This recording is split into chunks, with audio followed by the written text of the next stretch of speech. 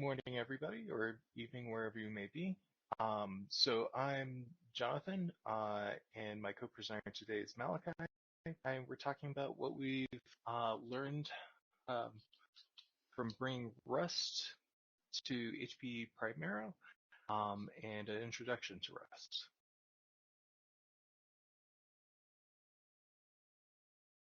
So real quick, we'll just give a little bit of background about us and talk about some of the nice features around Rust, and then jump into the language itself. So I'm a developer based out of Colorado Springs, Colorado, and I've been working on HP Primero Security for about the past 8 years. Malachi, you want to chime in? Hi, I'm Malachi. I'm a developer as well on security team over in San Jose, California. I've been with HPE for about 4 years now, so yeah. Recently, mostly working with John on stuff. So to go back, what is Rust? It's a systems programming language, so it's primarily targeted at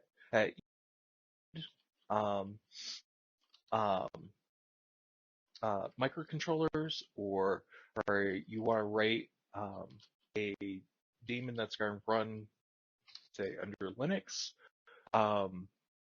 Those kinds of applications. It was originally created by Graydon Hoare at Mozilla Research in 2010. For many years, it's been funded by Mozilla, but it's moving more and more to become an independent group. It focuses on zero-cost abstraction. So this is allowing us to have abstractions from nicer, higher languages. It pulls from C++ and Haskell, but making sure that there's no additional cost to those abstractions. The second area where it focuses is memory safety. And it introduces something called ownership system, which we'll touch on later, but it pushes memory issues from runtime to compile time. And the nice thing about this is it also, where you also hit a lot of memory issues, is multi-threaded, and that's also pushed down to compile. Malachi, you want to take this slide? Sure. So why did we choose Rust? We have worked on and pushed into Primero OS's Genoa release a refactor of the authentication system, and we decided to rewrite it in Rust. And one of the main reasons we decided on Rust was its reliability and security. A lot of memory safety issues end up becoming security issues, and being on security team, we wanted to keep those to a minimum. Its type system and ownership model guarantee that memory safety and thread safety, and really do enable us to eliminate many bugs at compile time. It's been chugging along in the background apparently for a good couple of months now on people's testing, and we haven't had any issues come in on that front, which is wonderful. A couple of things that also pushed us in that direction. Mozilla themselves attempted a rewrite of their CSS engine, and they found that 74% of issues, of their security issues, would have been prevented by Rust, if they had started with it. And this was after 2 previous attempts to overhaul the CSS engine with using C++. The current CSS engine in Firefox is written in Rust, and they've also recently completed a overhaul of their rendering system. The rendering engine is also written in Rust to utilize hardware support for a similar reason. Microsoft also did a similar check of the CVEs that they had to file against their products. And again, the magic number 70% would have been just eliminated because Rust wouldn't have allowed them to happen in the first place. And Chromium has also been researching their own portion and has been considering whether to rewrite things in Rust, whether to integrate Rust, or just ignore it entirely. But they also found that about 70% of their security issues were also memory safety related and would have been eliminated completely by Rust.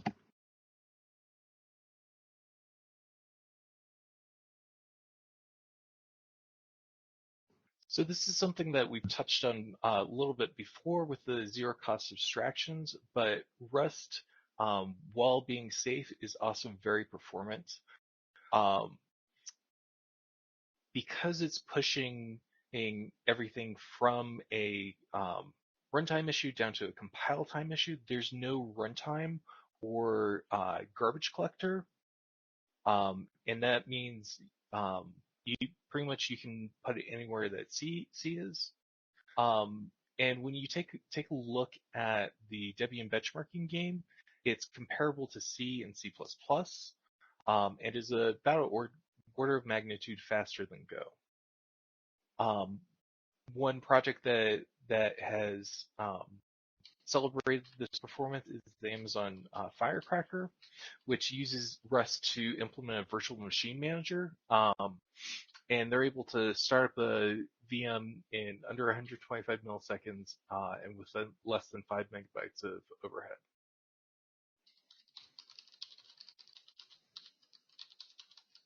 Back to you, Malachi. Question chat room. Where is that? I see yeah, I got the notification. Where is the question chat room? So in the top bar, there is the chat room, and next to it, there is a question chat room. Just on the left of the open end.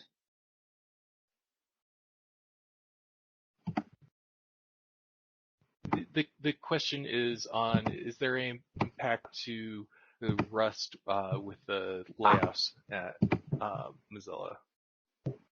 And this is a good question because so quite a few of the core Rust team have actually already moved to other positions. It has overall migrated quite well away from being a Mozilla project at this point. Mozilla was the largest user. However, many other companies have already started to pick up on using Rust. As we said, Amazon, Microsoft is starting to write some projects in Rust. I'm blanking right now. There's a company called Oxide that was founded specifically to use Rust for their projects, and has hired some of the Rust core team members. They're also working to change to be a full-fledged independent foundation. And a lot of their infrastructure actually comes from other companies as well. For example, they're being given GitHub servers to host the compiler source code by Microsoft. So there is a lot of buzz around the language outside of Mozilla. So it is not, luckily not centralized, and they're just trying to formalize that soon. Yeah, I'll take the next slide. Rust ecosystem. So hopefully that answered the question. They are working. So if you want to be able to donate to the Rust project directly, they're working to make sure that happens sooner rather than later. The layoffs did accelerate that because they just want to make sure that it's completely independent of any company. Rust does have its own kind of ecosystem. Cargo is not the compiler. It is a tool over the top of the compiler that just makes things very nice to work with. The compiler is Rust-C. And it's the build and dependency manager. It has the website that they use to showcase other libraries is crates.io, and there's about 47,000 open source libraries there. They also provide some hosted documentation at docs.rs, so a lot of the crates on crates.io utilize docs.rs to host documentation. And this documentation is actually produced by the Rust compiler itself. I think Cargo is the one that formats it into the HTML. Very, very fancy looking. but it's a built-in part of the language is documentation. Alongside that, there's a tool for Cargo called Clippy, which is yes, it's named after the Microsoft Word paperclip. It is a linter which catches some common mistakes. It's been a wonderful tool to learn about new portions of the language that we didn't necessarily realize would be helpful or simplify the logic that we were using. There's currently 421 individual lints, and they're constantly adding more. Every release of Rust comes with some number of new lints, usually based on best practices as those update. And they also have a tool called Rust Format for Cargo, which ensures consistent formatting across all Rust files. Yeah. John? Yeah. Good. Come on. So moving into an overview of language, and actually, before we get there, something I didn't touch on before is why are there crabs? This guy is Ferris. He's the unofficial mascot of the language, and you'll see him pop up around the presentation. So moving on to primitives, there are sort of your standard array of things: bools, chars, all the different sizes of signed and unsigned integers, and floating types. So then, knowing that, we can start to do some variable assignments. To do that, we make use of the let keyword. And so what we do is let, and then our variable name, and then the value. Sometimes you're going to need to annotate the type using a colon and the type after your variable name. But the Rust compiler can often infer the type, or say when you're just setting it to a integer, or I can use a default type. That said, Rust is statically typed. So if we take our code and we run it, we're gonna hit an error. And this raises a important point about Rust. All variables by default are immutable. In order to change this, we're going to use the mute keyword, and this mutability is actually stronger than, say, C's const. We can't cast it to a void pointer or to override the check. So with our example before, by making the meaning of life mutable, well, we can now increment it to the correct value. You want to take this section, Malachi? Yeah, control flow. If else, nice and simple. It's what you think it is. If statements don't necessarily require a parentheses unless you have more than one condition within it, and they're able to do some nice checks there as usual. The crazy part comes in with Rust's attempt to work with everything as an expression. So each branch, the whole if statement really, is an expression that actually has a return type. So they're kind of a mini function, each one of those. All branches must return the same type because of this. But this means that we can actually directly assign the result of the if else. So we can change that top one a little bit to be let foo directly equals the result of the if statement. Yes, it looks incredibly strange. Yes, I thought so too. And then we started using it, and it just cleans up a lot of code because you can use this concept of everything as an expression all over the place. It's very similar to C's ternary operator for if statements, except it's much more verbose and works on multiple statements. It doesn't have its own syntax either. Yeah, the other thing that's nice about this is initially we would have to declare a mutable variable, and now foo is immutable. Yep, and removing mutability when it's not necessary is very much a big portion of Rust, because a lot of issues of just logic issues can come up when you're changing a value when you didn't really mean to. Match, to carry on with this with the if style things. Match is very similar to C switch. But one thing that it does is it also requires that all possible patterns for the given thing you're matching against must be covered. So Rust does take a look at that.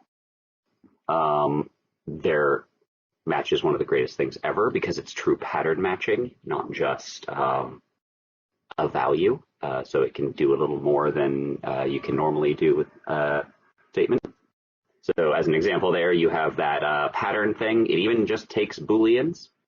We just set to a boolean, and the compiler knows, hey, there's also true. So you need to cover true.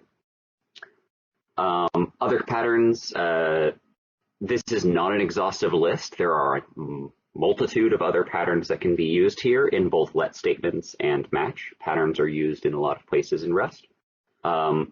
Multiple values can be matched with a pipe, as you would kind of expect from that. You can use ranges. These are exclusive ranges by default. So 13 to 20, it just gets up to 19. And to kind of get your catch-all default state, you can use the underscore. And the underscore is used in multiple locations as the kind of general concept for I don't care what this value is. And so it doesn't actually bind it and just throws it away. So you can see the match statement down there has all of those different types of patterns being used in it, and it runs. John? Cool. So in Rust, the loop keyword allows us to create a infinite loop. This is sort of the basis of all loops within Rust. They're just syntactically a sugar over top of this. So to break out of this, there's the break keyword, and continue lets us use lets us skip the.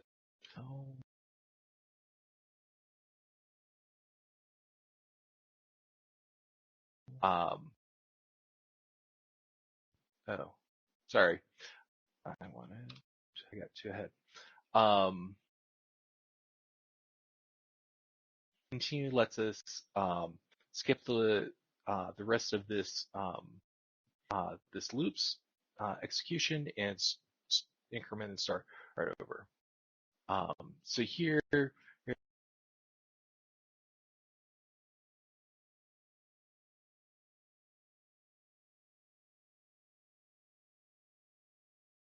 My apologies, for some reason Windows but it should lock itself.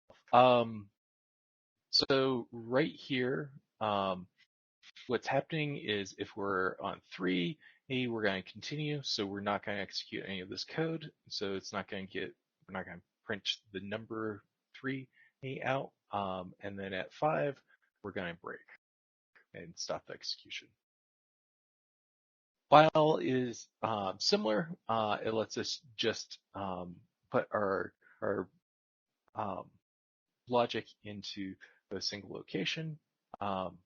This is pretty straightforward if you've been used to C.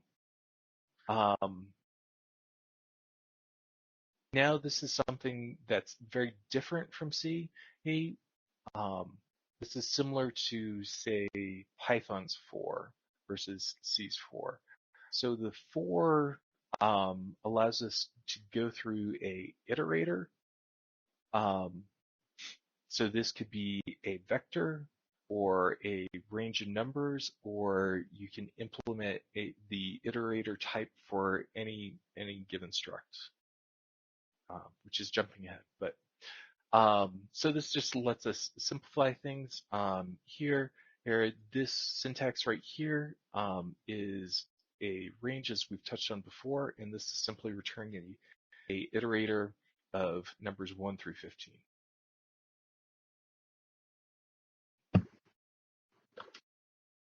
All right, getting into the fancy things now. Rust does have arrays, collections of objects in the same type, stored in contiguous memory. Their size must be known at compile time and is actually part of the type. So an array of 32 is a completely different type than an array containing 64 elements. They can be indexed like C arrays, so they work as you would expect. There's also this concept in Rust called slices, which are used to borrow. Oh, that's a new word. We're gonna get to what borrow means. A section of the array. So if you want to have a section of the array that you're looking at, you can use that as a slice. This could use the range syntax in order to get that slice. There are also a few functions defined that will perform that. So as you can see here, we just create an array and then we can index directly at 4, or we can also use the loop to only print out within the range that we've given. And we create a slice with that ampersand. So real quick to answer a question, the exclamation marks that you'll see indicate that this is a macro. And the reason this macro is Rust does not actually have support for variable arguments. So this actually just expands out to the code before compilation. We don't really touch on macros in this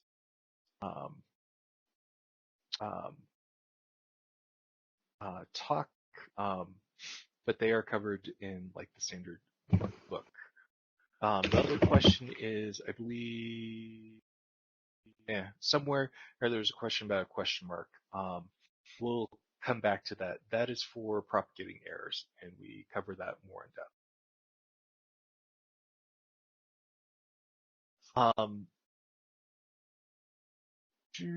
So another way to collect data that's useful is called the tuple. It lets you store multiples of different types all together. To start off with, we can index it with this dot and then a number. And so we're right here, we're doing t.0, and we're getting this element and then t.1. We can also do what's called destructuring. So we have a tuple here, and we're saying, hey, let's expand this out into these named variables. And so it's a question and an answer, and we get the same result. This syntax is different. This isn't the same thing as indexing, which is like whereas array uses the standard C syntax here. Tuples are essentially unnamed structures. So you're not naming the type of the structure, and that's why it uses the numbers for the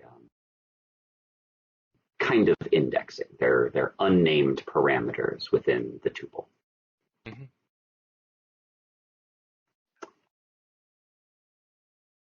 Yeah, I'll take functions. Okay. Functions, they're declared using fn, nice and simple at the very beginning to just say that it's a function. Parameters go in and are declared with name : type, similar to let bindings, adding a type annotation. There it is. That's functions on that front. Return types are actually declared at the end of the signature using an arrow in the syntax. One of the main reasons for this is in Rust, they try to focus development of the language on reading from left to right. So you're able to see that, hey, this is a function, this is the name of the function, these are the parameters, and this is what it returns. And can read that from left to right a little more easily. so. Nice and simple. You just place the type at the end of the function after the arrow. You can actually put an empty tuple, which is the unit type. Unit type is the equivalent of C's void. And if the function doesn't return anything, you can actually just omit that type annotation at the end. So not having it and having unit as the return type are an equivalent thing. There is also an exclamation mark in here as a return type. This signals that the function should never ever return. It's mostly used internal to the compiler itself for some things, but there are uses outside of that, mostly for documentation purposes, for functions such as ones that operate as threads that never return. For example, exit process doesn't return, it just stops the process. And there's here's how it works. Cool. Moving on to structs. Structs are sort of the primary way that you'll organize data. And there's actually three different types that you'll run into. The first is what's referred to as a tuple struct. So similar to the previous tuples, except we're explicitly naming it. So we're saying, hey, here's a pair, here are the types that are going to be part of it, and that ensures consistency that you can't, construct a pair and have these inverted. After that, you're going to access the fields the same way. So it's still the dot and the number syntax. By far, the most common style struct that you're going to run into is sort of the C style, which is a named struct in named fields. So in this example, we're explicitly naming the fields, and then you can see that it's going to have a different initialization. And then lastly, there's something that you'll run into called unit structs. They are structs with no fields. And you'll see this more in advanced Rust when implementing generic methods. So you have a struct and you have data. Okay? You can then attach methods to that struct. And we're going to use the implement or impl keyword. And this lets us define functions. They're referred to as methods that are then attached to the struct. It lets us then keep things internal only to the struct, and they can only be mutated using these methods. So going back to our point, we now created a new function. This is sort of fairly standard Rust paradigm. For more complicated types normally. Yeah. For simple types like this, Rust's thing is normally just make the type yourself. You don't need new. If it's more complicated and there's logic, make a new function. In this case, we would just set it because the type system yellow. Yep. And here we're going to have two functions, printx and setx. The first one is just going to access the interior x variable, and then the second is going to update that. In order to mutate the state of the struct, we do need to pass in itself as mutable. And then real quick, going back to the questions, there was a question, does Rust have a native hash type? No, it doesn't So, have a native hash type, but it is part of the standard library. But one is not actually defined by the language. and then I got the other question as well, which was just asking what we're using Rust for. I'm keeping an eye. I'll type up answers as they come in. Cool. If I'm not talking. Ooh, who wants to take enums, the fancy part of Rust? I guess I'll take them. All right. Perfect. Enums in Rust are, well, they're exactly as you expect. You can make multiple different versions of an enum. So the different kind of subtypes of the enum. So in this case, we've got the v4 and v6 of a IP address. But where things get interesting is that these subtypes can actually contain data.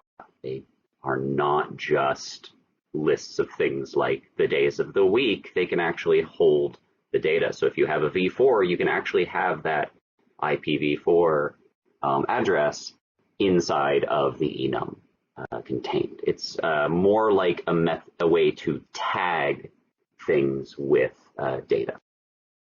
So the one term is tagged unions or algebraic data types if you're familiar with functional programming.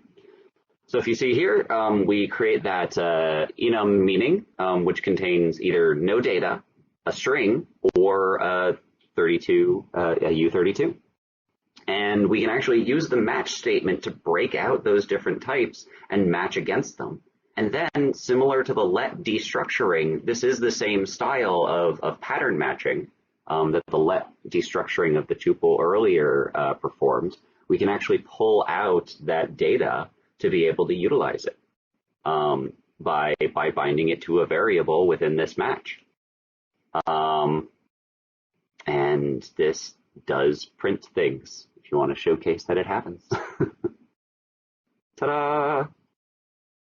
So that is how how enums work in Rust. You can use them in your normal fashion, but adding that little extra just adds a little bit more to what you can do, especially when it comes to error handling. Oh, look at that! What a segue. Rust's error handling story is completely built on top of these enums. There is no try-catch in Rust. There kind of is. Not really. You can't wrap something in a try-catch block. Some people have suggested it, and it has not gone anywhere because this system wonderfully. The two main types are option and result. Option is made for situations where the value is optional and is represented by either some containing the data or none. This is used in case where the failure is perfectly acceptable. Such as if you try to get a value from an empty list, I mean, it's not a failure. It's just there's no value. So you can't return anything. So you return an option in that case of an option none. Otherwise, you can return the data within a sum. And here's an example of that where we're popping. So the pop method on vectors will return an option and will eventually get none once the vector is empty. Vectors are different from arrays. They are a growable type that are built on top of arrays. And as you can see with the question about the exclamation mark, once again here the majority of usage of the exclamation mark is to reference that something is a macro. And so that's the vector macro that constructs a vector in the same style as an array. The other error type, the other primary error handling type is result. This is for actual errors. So if something really goes wrong, they are the actual value, if it's successful, is wrapped in an OK. And if it's a failure, you can actually wrap the error itself, whether that's a string, whether that's anything else, in the error. The T and E, by the way, those are generics. This is the definition of result in the code. We're not leaving out any stuff. If you go look at the code in the compiler, result is defined in the standard library. Result is defined as with T and E as the generic variables. Rust has a very, very powerful generic system that works wonderfully and can do some very fancy things. So in this example, we have the math error. We create a math error for dividing by 0, and we can actually just specify that the function has the possibility of failing with that error type. So no more returning -1 or reading the documentation and finding that that -1 from failure is actually supposed to be a 1 on failure. Looking at you, OpenSSL. You can see directly by looking at the function signature that yes, here's what errors are represented as, here's what success is represented as, and we can use the match statement as we've shown previously on these enums to break them out. I'll continue rambling about error handling. There are also unwrap and accept, which are methods defined on option and result. These functions panic. They will close out the program and give you a backtrace. Do not use them in production if you can help it. The only places it should really be used in production is when things are very, very wrong and the only possible option is to panic and exit. Unwrap will unwrap the enum and panic if none or error is found. Accept does the exact same thing, except you can add a message. So if we unwrap with the divide by 0 here, you can see the backtrace being printed. The current version of Rust actually has a much simpler backtrace at the moment. There were some cleanups that they did, but you can still get the full backtrace for more verbose. And one question was about if the question mark operator is actually a part of the language. It was not originally, it is now. It has been for a while now. It is used, it's sometimes referred to as try.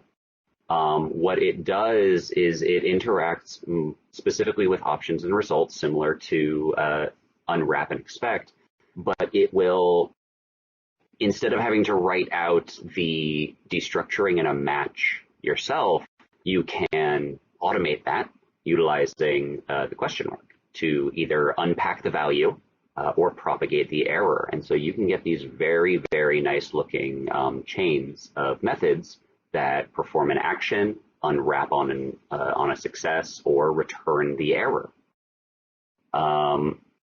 You can also define conversions between error types using the into trait. Traits are something we unfortunately won't be getting into because it is a larger topic. But essentially they're they're similar to interfaces in object-oriented languages, but they are not limited like interfaces are. You tag types with traits. So as you can see here, we're able to propagate the error up just by using this question mark operator, and we didn't have to write a whole match. The question mark inserts the match for us. Zero cost abstraction.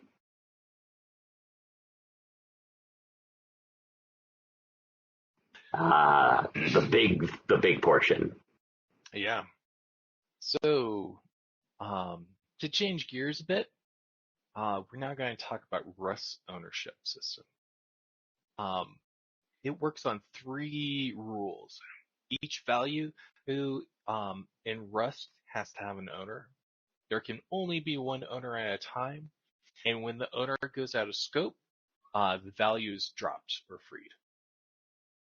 So in the example below, we are creating this string S, where we initially own it, and then we're going to give it to do something, and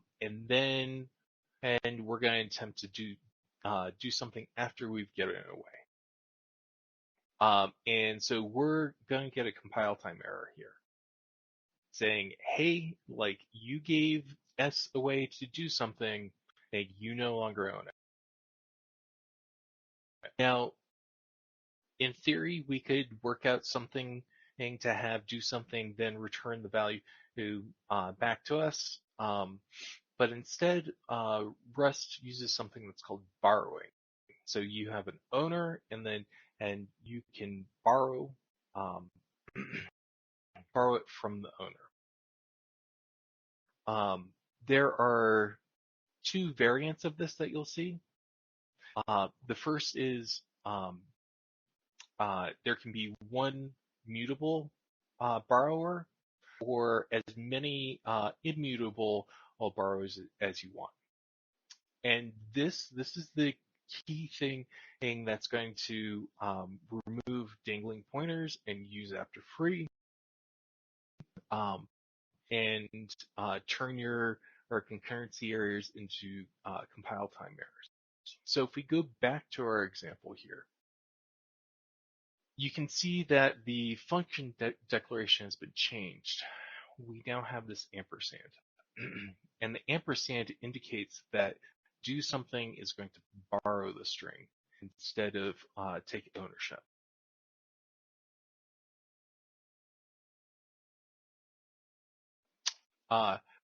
And so if we run it, we can see that here we still own it, and we can then print it out.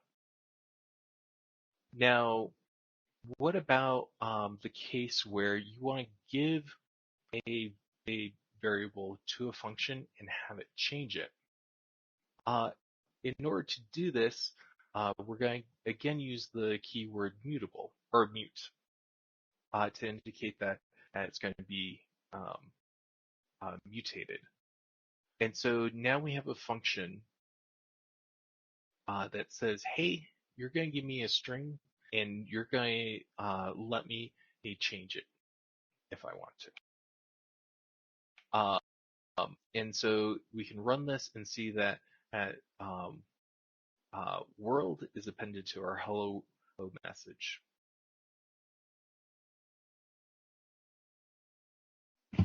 And that's sort of the core of borrowing and ownership. All right. Unsafe. Ooh, spooky. The unsafe keyword does exist in Rust. It is you can use it to declare a block of code as a section where the rules of the universe don't work. No. All it does is gives access to 5 things, 5 superpowers, as the Rust book refers to them as. Within an unsafe block, you can dereference raw pointers, because working directly with raw pointers is usually an unsafe thing, which is why Rust wants you to call it out that you're doing it, and normally wants you to use the regular old ownership system. You can call functions or methods which are unsafe. Usually these are foreign functions, so functions from another language, because the Rust compiler can't guarantee that C is correct. I mean, C can't even guarantee that it's correct. If you need to access or modify static mutable variables, that is also unsafe, because shared mutable state, probably a bad plan if you don't have something like a mutex around it. Implementing an unsafe trait. I don't think there's too many unsafe traits. I think transmute maybe has something. And also accessing the fields of unions, because unlike the enums, you're not guaranteed to know the size of the union or anything like that. So unions are also unsafe to work with in Rust. Now, creating raw pointers is perfectly safe. You don't have to do it, worry about that. It's dereferencing those raw pointers. Keep in mind, this does not disable any of Rust, does not disable Rust safety guarantees. It only grants access to these powers. It also acts as a marker for the developer to be able to notice if a memory issue occurs, such as, oh no, I got a seg fault. You can very quickly look to the unsafe section as your first instinct to say, oh, it's probably right here in the unsafe section. We've had that happen before, where we run our code and we get a seg fault and we look and we're like, oh yeah, no, it's over here in the unsafe section. It's, something we're doing in C. And there it is. That's unsafe. Speaking on unsafe, I think I'll keep going on this one. There is foreign function integration, as I said. Rust does as its kind of as its primary method of foreign function interface, allows you to expose a C ABI so that you're able to interface with other languages. So any language that can interact with C is able to interact with Rust. There is also an official Rust library for integration called with libc, which is used internally by the compiler to communicate with libc for Linux, and can be used to make the interface even simpler by providing some nice default implementations of the types and some links to functions in there. As an example, this is how you can call C from Rust. So if you have a C function, you define in Rust that, hey, this is an external function. This does automatically say that, hey, it's external, which means that it's unsafe, because Rust isn't taking control of it, isn't able to check it. And then you can call it by wrapping that call up in an unsafe block. Similarly, you can call Rust from C. One note right there is you see the no mangle. Rust normally, when it compiles, it mangles the function names, I think using the same scheme actually as C++. So to use it from plain old C, you got to declare no mangle, so it just leaves the same name for the function instead of doing its compiler magic. And then in C, you can just declare that it's an external function and start to call it. Of course, C doesn't have the same safety guarantees, so Rust can do whatever it wants and pretend that it's perfectly safe to C. C doesn't know the difference. There is also John included a massive list that someone has made of examples of how Rust can communicate with other languages and how you can get to C from those other languages, and then Rust can be hooked in there, pretending that it's C. So there's a very large list of examples there.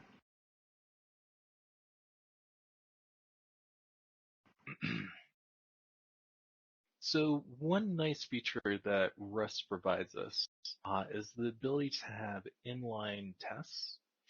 And so if we go back to our error handling example, we can then create a test using this attribute, and we just declare the test, and then we're going to make an assertion here. The assertion will panic if it's not meant, which is how Rust does tests. You're missing a parameter in there, I just noticed. Oh no. On divide, yeah. Oh. Yeah. Sadly, tests won't run in this internal. Yeah, just add a 0 to the end of after the 42. There we go. Perfect. Sadly, the test won't run within the little harness that Jupyter has. So. Yep. And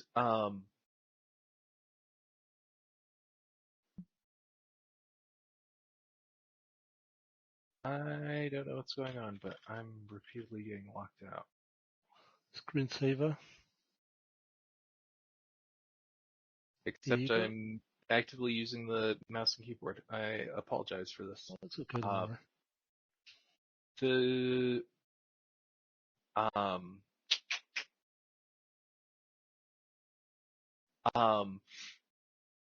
And then real quick on tests, these are actually compile time features.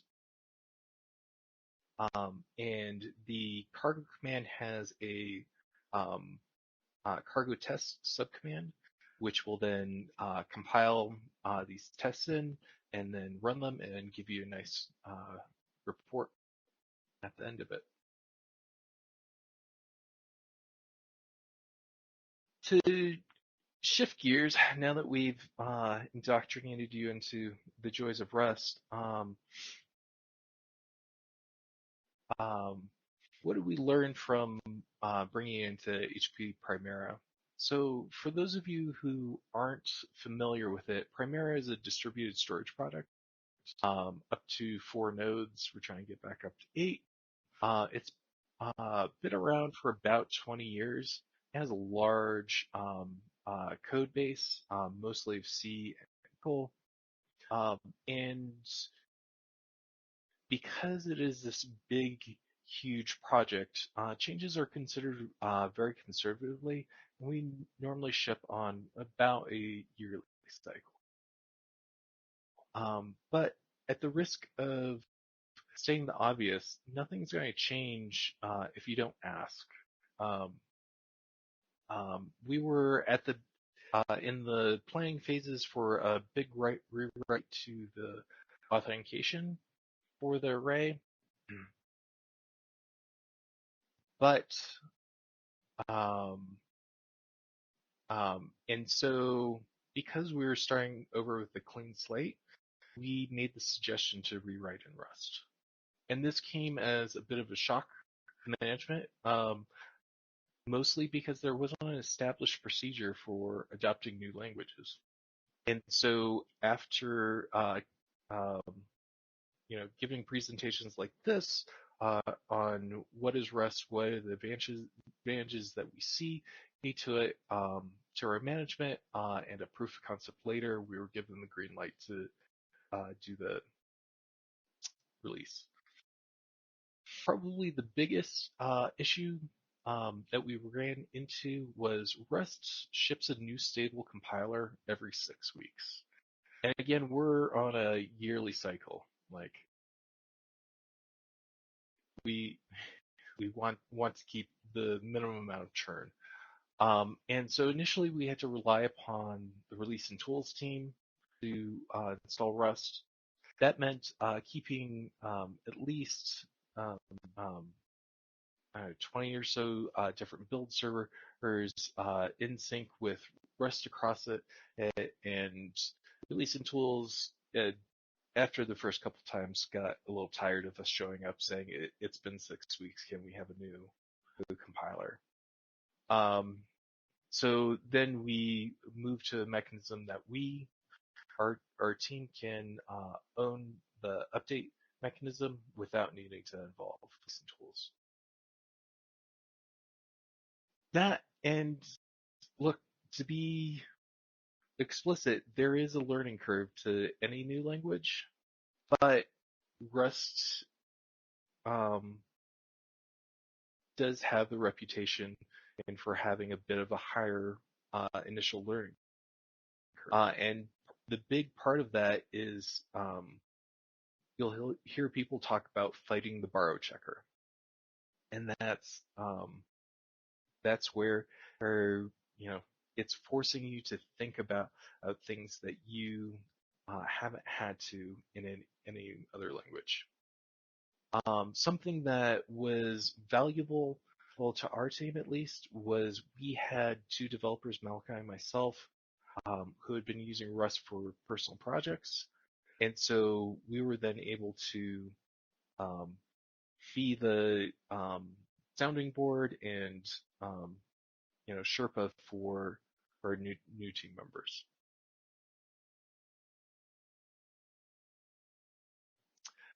To give you some further reading, if you're interested, the big one here is going to be the book. Its real name is the Rust Programming Language. You'll see it everywhere else referred to as the book. Besides that, the standard docs for the language, something that we didn't really get to talk about, but Rust puts a lot of emphasis on documentation, and that is great.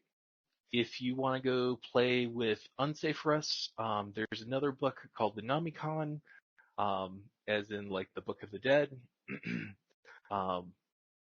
and that's a useful point. Getting started, there is this Rust by example. It's not 100% up to date, but it's still a very good place for you to go, hey, I want to do X. How to do that idiomatically.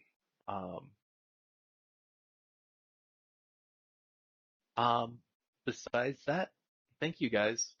And if you have any questions, you can reach myself or Malachi at these email addresses.